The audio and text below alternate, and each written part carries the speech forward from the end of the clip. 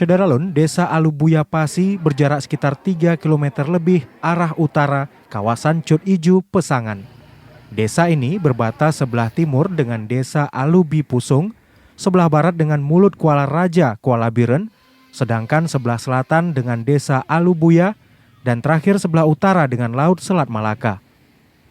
Desa yang berpenduduk 650 jiwa ini pada Minggu 6 Maret pagi mendadak ramai. Warga setempat, umumnya para nelayan, dikejutkan dengan kehadiran sebuah bot berpenumpang para pengungsi Rohingya yang merapat ke pantai. Informasi Rohingya terdampar lagi di Biren menyebar luas. Ratusan warga dari desa tetangga, termasuk dari berbagai kecamatan lainnya, mengunjungi Desa Alubuya Pasi untuk melihat para pengungsi dari etnis Rohingya yang berjumlah 114 orang. Sejak pagi hingga sore hari, ribuan orang berkunjung ke desa tersebut. Ruas jalan sebagian jadi lokasi parkir roda 4 maupun roda 2. Sejumlah warung kopi di pinggir pantai berjarak sekitar 200 meter arah utara Menasah juga ramai dengan warga untuk melihat dari dekat para imigran Rohingya.